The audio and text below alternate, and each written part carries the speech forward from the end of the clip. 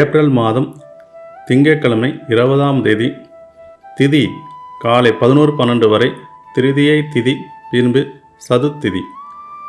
நட்சத்திரம் காலை 7:52 வரை கிருத்திகை நட்சத்திரம், பின்பு ரோகிணி நட்சத்திரம். நல்ல நேரம் காலை 6:30 முதல் 7:30 வரை, காலை 9:30 முதல் 10:30 வரை, மாலை 4:30 முதல் 5:30 வரை.